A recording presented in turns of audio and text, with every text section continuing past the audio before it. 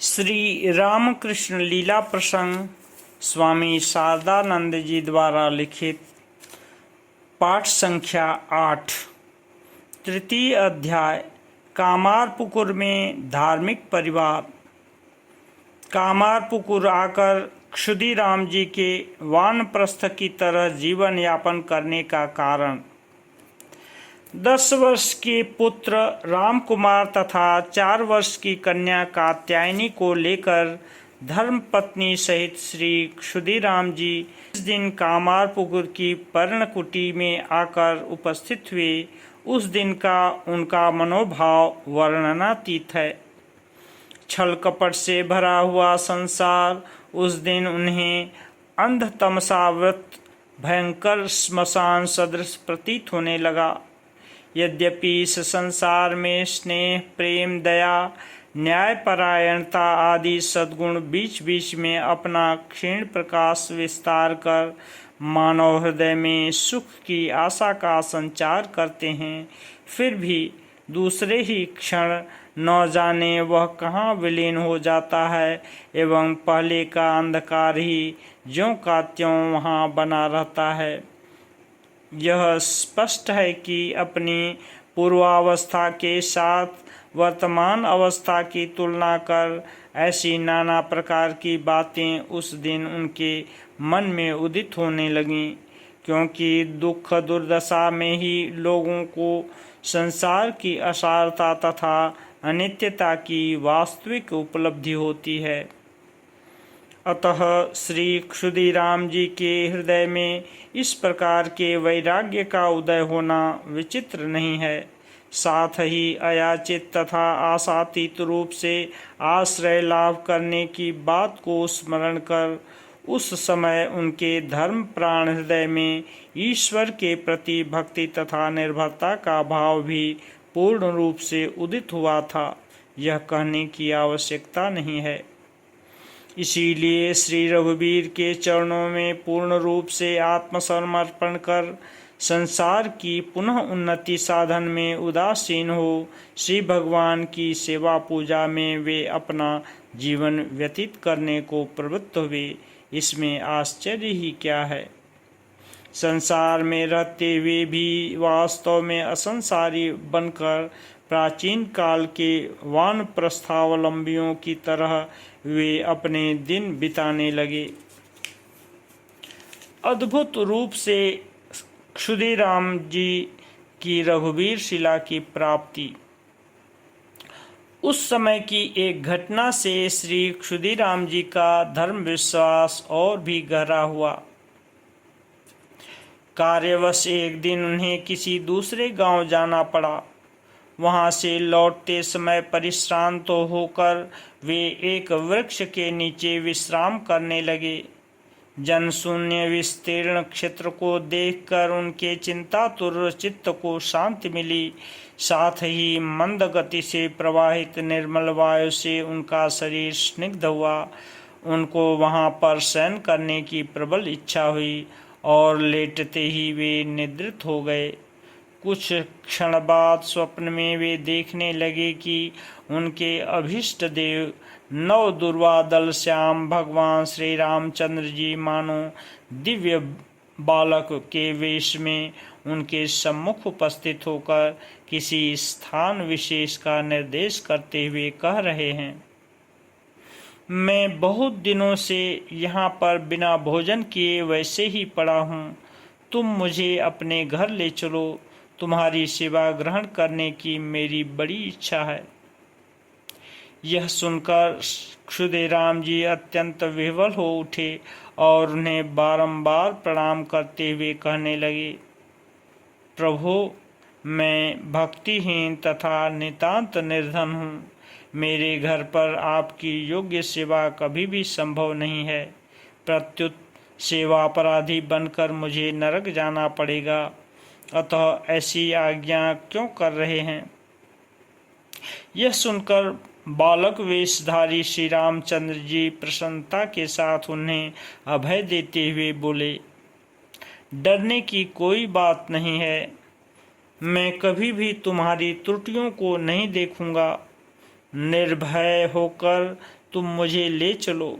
श्री भगवान की इस प्रकार अयाचित करुणा को देखकर क्षुदिराम जी आत्म विस्मित हो गए और उनके नेत्रों से आनंदाश्रु बहने लगे। तत्काल ही उनकी निद्रा भंग हो गई। श्री क्षुदिराम जी जग कर सोचने लगे कि यह क्या अद्भुत स्वप्न है।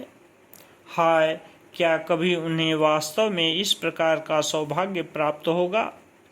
जब वे इस प्रकार विचार मग्न थे, उसी समय सहसा उनकी दृष्टि समीपवर्ती एक धान के खेत पर पड़ी और वे उसी क्षण समझ गए कि स्वप्न में इसी स्थान को उन्होंने देखा था। उत्सुकता के साथ वे खड़े हो गए और उस ओर चल पड़े। वहां पहुंचते ही उन्होंने देखा कि एक सुंदर शालग्राम शिला पर एक भुजंग फन फैलाए हुए है। उस समय उनके मन में शिला को लेने की प्रबल इच्छा हुई, अतः शीघ्रता के साथ उसके समीप पहुंचकर उन्होंने देखा कि सांप वहां से अदृश्य हो चुका है और उस बिल के ऊपर शालग्राम रखा हुआ है। अपना देखा हुआ स्वप्न असत्य नहीं है, यह सोचकर श्री क्षुदिराम जी के हृदय में असीम उत्साह का संचार हुआ तथा वे देवता का आदेश प्राप्त कर चुके हैं। इस विश्वास से प्रेरित होकर सर्प दंश से न डरकर जोर से जय रघुवीर कहते हुए उन्होंने उस शिला को उठा लिया। तदनंतर शास्त्रज्ञ क्षुदिराम जी शिला के लक्षणों को देखकर समझ गए कि वास्तव में यह रघुवीर नाम की शिला है। तब आनंद और विस्मय से अधीर हो वे घर लौटे एवं यथाशास्त्र उसकी प्राण प्रतिष्ठा कर गृह देवता के रूप से उस शिला की नित्य पूजा करने लगे। श्री रघुवीर को इस प्रकार अद्भुत रूप से प्राप्त करने से पूर्व श्री क्षुदिराम जी अपने अभीष्ट देव श्री रामचंद्र जी की पूजा के अतिरिक्त घट स्थापन कर श्री शीतला देवी की भी प्रतिदिन पूजा किया करते थे। सांसारिक कष्टों में भी क्षुदिराम जी की दृढ़ता तथा ईश्वर निर्भरता क्रमशः उनके दुर्दिन समाप्त होने लगे। श्री क्षुदिराम जी भी सब प्रकार के दुख कष्टों में उदासीन रहकर केवल धर्म को ही दृढ़ता पूर्वक अवलंबन कर आनंद से दिन बिताने लगे। जब कभी घर में अन्नाभाव होता था तथा उनकी पति परायण धर्मपत्नी चंद्रा देवी व्याकुल होकर अपने पति देव से उसके बारे में निवेदन करती, तब उनकी बातों को सुनकर किंचित मात्र भी विचलित हुए बिना श्री क्षुदिराम जी उनको उत्साहित करते हुए कहते थे, इसमें घबराने की क्या बात है। यदि श्री रघुवीर को ही आज उपवास करना है तो हम लोग भी उनके साथ उपवास करेंगे। सरल हृदया चंद्रा देवी यह सुनकर अपने पति देव की तरह श्री रघुवीर के ऊपर पूर्ण निर्भर हो घर के काम काज करने लग जाती। भोजन की व्यवस्था भी उस दिन किसी न किसी प्रकार से हो ही जाती थी। लक्ष्मी जला का धान्य क्षेत्र। इस प्रकार अत्यंत अन्नाभाव के कारण ही क्षुदिराम जी को दीर्घ काल तक कष्ट नहीं उठाना पड़ा। उनके मित्र की श्री सुखलाल गोस्वामी ने लक्ष्मी जला नामक स्थान में 1.5 बीघा जमीन जिसमें धान की खेती होती थी उन्हें प्रदान की थी। श्री रघुवीर की कृपा से उसमें तब इतना धान होने लगा कि उससे उनके छोटे से संसार का साल भर तक का पूर्ण निर्वाह होने के बाद भी कुछ न कुछ बच जाता था, जिससे अतिथि अभ्यागतों की सेवा भी चल जाती थी। मजदूरी देकर किसानों से श्री क्षुदिराम जी उसमें खेती कराते थे। खेत जुत जाने के बाद बोने का समय उपस्थित होने पर श्री रघुवीर का नाम उच्चारण कर वे 2-4 गुच्छे धान के पौधे स्वयं अपने हाथों से बोते थे। तदनंतर किसानों द्वारा बाकी कार्य संपन्न कराते थे। श्री क्षुदीराम जी की ईश्वर भक्ति में तीव्रता तथा दिव्य दर्शन लाभ, पड़ोसियों की उनके प्रति श्रद्धा, इस प्रकार क्रमशः 2-3 वर्ष बीत गए।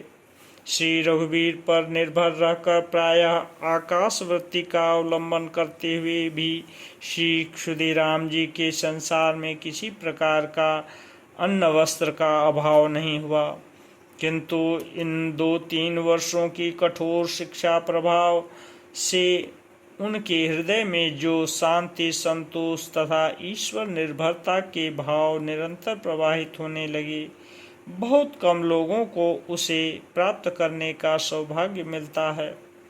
सदा अंतर्मुख रहना उनका स्वभाव बन गया तथा उसके प्रभाव से उनके जीवन में समय समय पर नाना प्रकार के दिव्य दर्शन होने लगे। प्रतिदिन प्रातः तथा सायंकाल संध्या करते समय जब वे श्री गायत्री देवी का ध्यान करते करते तन्मय हो जाते, तब उनका वक्षस्थल आरक्त हो जाता था एवं उनके मुद्रित नयनों से अविरल प्रेमासु धारा बहने लग जाती थी। प्रातःकाल जब वे फूल की डलिया लेकर पुष्प चयन करने जाते, तब उन्हें ऐसा प्रतीत होता था कि उनकी आराध्या श्री शीतला देवी मानो 8 वर्ष की कन्या का रूप धारण कर उनके साथ साथ हंसती हुई जा रही हैं और पुष्पित वृक्षों की शाखाओं को नीचे की ओर झुकाकर उन्हें फूल तोड़ने में सहायता कर रही हैं। उन दिव्य दर्शनों से उस समय उनका हृदय सर्वदा उल्लसित रहता था एवं उनके हृदय का दृढ़ विश्वास तथा भक्ति भाव मुखमंडल पर प्रकाशित होकर उन्हें एक अपूर्व दिव्य आवेश में निरंतर निमज्जित कर रखता था। उनका सौम्य तथा शांत मुखमंडल देखकर ग्रामवासी इसका हृदय से अनुभव करके उनके प्रति ऋषि की तरह श्रद्धा भक्ति प्रदर्शन करने लगे। उनको आते हुए देखकर व्यर्थ की वार्तालाप को छोड़कर सम्मान के साथ वे खड़े हो उनसे संभाषण किया करते थे। जिस समय श्री क्षुदीराम जी किसी तालाब में नहाने के लिए प्रविष्ट होते, उस समय संकोचवश उसमें न उतरकर वे लोग श्रद्धा के साथ प्रतीक्षा करते थे। उनके आशीर्वाद को अमोघ मानकर अनुकूल तथा प्रतिकूल दोनों अवस्थाओं में ही उसे प्राप्त करने के निमित्त वे उनके समीप उपस्थित होते थे। श्रीमती चंद्रा देवी के प्रति पड़ोसियों का आचरण। स्नेह तथा सरलता की मूर्ति श्रीमती चंद्रा देवी भी अपने दया तथा प्रेम से ग्रामवासियों को मुग्ध कर उनकी मातृभक्ति को